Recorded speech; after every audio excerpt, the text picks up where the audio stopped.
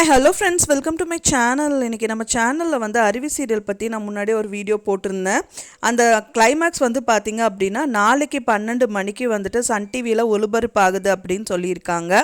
அதை பற்றி தான் இந்த வீடியோவில் பார்க்க போகிறோம். அதுக்கு முன்னாடி நம்ம சேனலை சப்ஸ்கிரைப் பண்ணாத வியூவர்ஸ் வந்து மறக்காமல் சப்ஸ்கிரைப் பண்ணுங்கள். அருவி சீரியலில் தமிழ் என்ன பண்ணுறாருன்னு பார்த்தீங்கன்னா சிவசங்கரிக்கு கால் பண்ணுறாரு. கால் பண்ணி உன்னால தான் நீ தான் வந்துட்டு அருவியை வந்து பிடிச்சி வச்சுருக்க அப்படிங்கிற மாதிரியெல்லாம் கேள்வி எழுப்பிட்டுருக்காரு. அவங்க கிளியர் கட்டாக அங்கே என்ன நடந்தது அப்படிங்கிறது தகவலை சொல்கிறாங்க. நான் வெளியில் அவங்கள காப்பாற்ற போகணும், உங்கள் தம்பி உங்கள் அண்ணனை வந்துட்டு காப்பாற்றணும் அப்படின்னு வெளியில் போன டைத்தில் தான் பார்த்தீங்கன்னா நாராயணமூர்த்தி வந்துட்டு அவரை கொண்டு வந்து எங்கள் வீட்டிலேயே வச்சுருக்காரு. அப்புறம் போலீஸ் எல்லாம் வந்து பார்க்கும்போது நான் தான் அவங்கள வந்துட்டு கடத்தி வச்சுருக்கேன் அப்படிங்கிற மாதிரி போலீஸ்க்கு ப்ரூவ் பண்ணியிருக்காங்க. இது கண்டிப்பாக இதுக்கு எனக்கும் எந்த சம்மந்தமும் கிடையாது. ஆனால் அவங்க என்ன அரெஸ்ட் பண்ணுறதுக்கு பதிலாக என்னோட பொண்ணை வந்து அரெஸ்ட் பண்ணிட்டு போயிட்டாங்க அப்படின்னு சொல்கிறாங்க. ஆனால் அந்த தகவலை வந்து இவர் ஏற்றுக்க மாட்டேங்கிறாரு தமிழ். அந்த மாதிரி கதைக்களம் போகுது. இன்னொரு பக்கம் பார்த்தீங்க அப்படின்னா நாராயணமூர்த்தி போலீஸுக்கு வந்து கால் பண்ணிட்டு அவருக்கு தகவல் வந்து அவங்களோட மாப்பிள்ளையான அவங்கக்கிட்ட கேட்குறாங்க.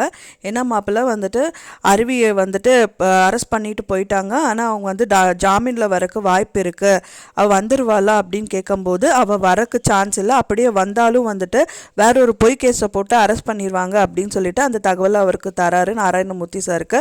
அதை வந்து அருவியோட அப்பா வந்து மறைமுகமாக பார்த்துடுறாங்க. இன்னொன்று என்னன்னு பார்த்தீங்கன்னா அதெல்லாம் ஒன்றும் பிரச்சனை இல்லை, ஆனால் வந்து ஈஸ்வரை வந்துட்டு அவங்கள வந்து கண் முழிக்க மட்டும் விட்டுறாதீங்க, அவர் கண் முழிச்சிட்டாரு அப்படின்னா பிரச்சனை ஆயிரும் உங்களுக்கு அப்படின்னு சொல்ல வராரு. அதையும் வந்து அருவியோட அப்பா வந்து கேட்டுடுறாரு. அருவியோட அப்பா வந்து இதை கேள்விப்பட்டுட்டு அவங்களோட தங்கச்சிக்கு வந்து சொல்லியிருப்பாங்க, சிவசங்கரிக்கு சொல்லி அவங்க வந்து அந்த டயத்தில் வந்து அவங்கள காப்பாற்றணும் அப்படின்னு சொல்லி வராங்க. அதே மாதிரி ரெண்டு லேடிஸை வச்சு நாராயணமூர்த்தி வந்து 2 லேடிஸை வச்சுட்டு அவங்கள கொலை பண்ணுறதுக்கு ட்ரை பண்ணுறாரு. அதை பார்த்து அவர் கொலை பண்ணுற டயத்தில் வந்துட்டு சிவசங்கரி அவங்க 2 பேர் அவங்க கையை பிடிச்சிட்டு அவங்கள தள்ளி விடுற மாதிரி சீன் வந்து கொண்டு போயிருந்தாங்க. இது மூலிமா வந்து ஈஸ்வரோட மனைவிக்கு வந்து அவங்க சிவசங்கரி வந்து நல்லவங்க அப்படின்னு வந்து ப்ரூவ் ஆயிடுது. இது வரைக்கும் வந்து சீரியல் கதைக்களம் வந்து ஸ்டாப் பண்ணியிருக்காங்க. அருவி வந்து நாராயணமூர்த்தி கிட்ட வந்துட்டு சவால் விடுற மாதிரி ஒரு சீனை கொண்டு வந்திருக்காங்க. அதுவும் வந்து பார்த்திங்கன்னா அவங்க அம்மா ஆன சிவசங்கரி வந்துட்டு எந்த ஒரு ப்ராப்ளமும் இல்லாமல் அவங்களுக்கு எந்த பிரச்சனையும் இல்லை, அவங்களும் நல்லவங்க அப்படின்னு சொல்லிட்டு நான் ப்ரூவ் பண்ணுவேன் அப்படின்னு சொல்லிட்டு நாராயணமூர்த்தி கிட்ட சவால் விடுற மாதிரி அந்த சீன் கொண்டு வந்திருக்காங்க. நாராயணமூர்த்தி வந்து பயந்துட்டு டாக்டர் ஹாஸ்பிட்டல் வந்துட்டு இவரை வந்து பார்க்குறாரு. ஈஸ்வரை வந்து பார்க்கும்போது கண் விழிச்சிடறாரு திடீர்னு. அப்போ கண் விழிச்சோன்னா எங்கள் ஒய்ஃப் வந்துட்டு ரொம்ப சந்தோஷப்பட்டுட்டு ஹாப்பியாக வந்து ஃபீல் பண்ணுறாங்க. ஆனால் கொஞ்ச நேரத்துலேயே அவர் கண் வந்து மூடிடுறாரு. அப்புறம் வந்து டாக்டரை கூப்பிட்டவுடனே அவங்க என்ன சொல்கிறாங்கன்னா உடம்பு வயசில் பார்த்தீங்க அப்படின்னா உடம்புல அவங்களுக்கு எந்தவித பிரச்சனையும் இல்லை, ஆனால் அவங்களுக்கு நர்வ்ஸில் தான் ப்ராப்ளம் இருக்கும். மற்ற டாக்டர் இன்னொருத்தர் நர்வில் பார்க்குற டாக்டரை வந்து கூப்பிட்டு அதுக்கான ஷாக் ட்ரீட்மெண்ட் கொடுத்தா கண்டிப்பாக அவர் வந்துட்டு இந்த கோமாலேருந்து ரிலீஃப் ஆயிடுவார் அப்படின்னு சொல்கிறாங்க.